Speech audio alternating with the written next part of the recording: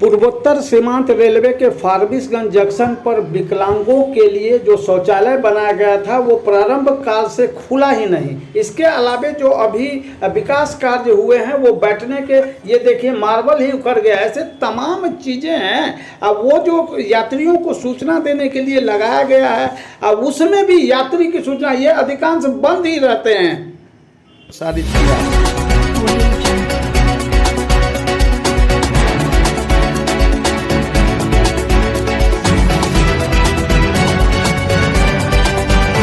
नमस्कार, सबसे लवरेज में आपका स्वागत है। मैं हूं प्रदीप सा। बात आज हो रही है रेलवे की और जनप्रतिनिधियों की। रेलवे और जनप्रतिनिधियों के उदासीनता के चलते जो फारबिसगंज सहरसा रेलखंड पर पिछले 15 वर्षों से ट्रेनों का परिचालन नहीं हो सका है, जबकि CRS हुए कई महीने बीत चुके हैं। रेलवे बोर्ड ने ट्रेनों की समय सारणी भी तय कर दी है, बावजूद इसके ट्रेनों का नहीं चलना लोग इसके पीछे राजनीतिक साजिश बता रहे हैं। कई लोगों ने सत्तारूढ़ केंद्र सरकार को इसके लिए जिम्मेदार बताया। लोग बता रहे हैं, लोगों में जो चर्चा है, सबसे लवरेज इसकी पुष्टि नहीं करता है, लेकिन लोगों में ये चर्चा है कि सरकार आने वाले 2024 के चुनाव से पहले इस रेलखंड पर ट्रेनों का परिचालन शुरू कर राजनीतिक लाभ लेना चाहती है। इस कारण अनावश्यक विलंब हो रहा है।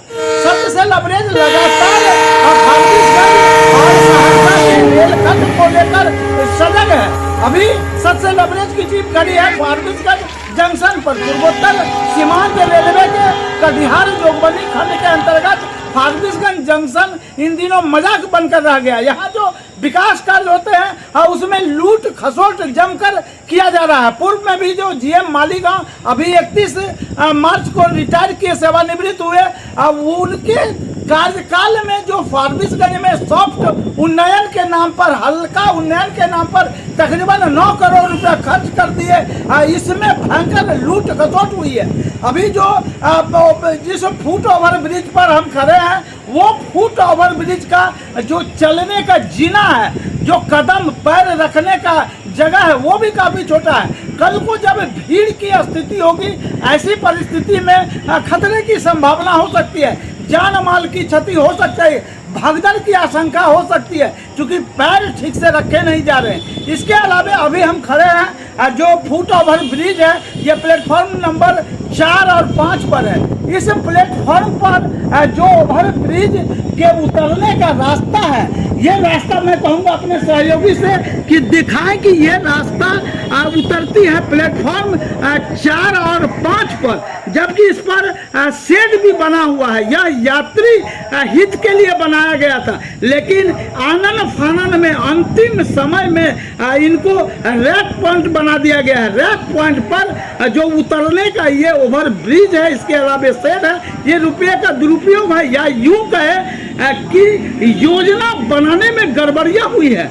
इस गड़बड़ी के पीछे आखिर कौन है जिम्मेदार, ये जांच का विषय है। आखिर इस पर जो लाइन नंबर 6 नहीं बिछ सकी है, ये पेवर ब्लॉक लगाया गया है, हड़बड़ी बिहार कनपट्टी सिंदूर किया गया है, रुपयों की बर्बादी हुई है। इसको लेकर लोगों में रोष है। सबसे ज़्यादा रोष है कि रेलवे बोर्ड के द्वारा ट्रेनों की समय सारणी जोगबनी भाया फारबिसगंज ललितग्राम सहरसा, जोगबनी भाया फारबिसगंज ललितग्राम झंझारपुर दरभंगा दानापुर तक इन ट्रेनों को नहीं चलाया जा रहा है। इसके अलावे जो ट्रेनें अभी सहरसा से ललितग्राम तक आती है, उनका एक्सटेंशन किया गया फारबिसगंज तक डेमो ट्रेन का। इसके अलावा जो दरभंगा से झंझारपुर चलती है, अब ललित वो भाया फारबिसगंज तक लाने की बात हुई।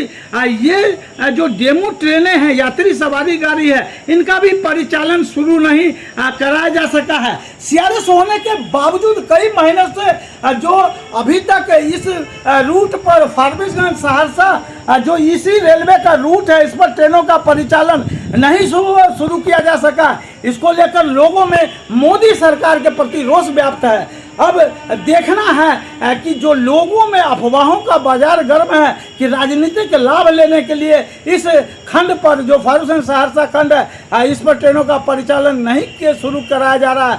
तो इन चुनाव के वक्त 2024 के लोकसभा चुनाव के वक्त ट्रेनों के परिचालन की कि जो चर्चाएं हैं यह क्या इसमें होता है वो देखना पड़ेगा। लेकिन फिलहाल जो पेपर ब्लॉक लगा है, रेक पॉइंट लगाया गया, यह बस स्टैंड बनकर रह गया है, टैक्सी स्टैंड बनकर रह गया। मैं कहूँगा अपने सहयोगी से, अभी देखा पटना बस जो जा रही है वो भी रेक पॉइंट पर घूम रही है। इसके अलावा कई वाहन भी यहाँ, यात्री वाहन लगातार खड़े रहते हैं। ये जो रेक पॉइंट है यह बस स्टैंड बन गया है, टैक्सी स्टैंड बन गया है। रेलवे प्रशासन इसको लेकर मूक दर्शक बना हुआ।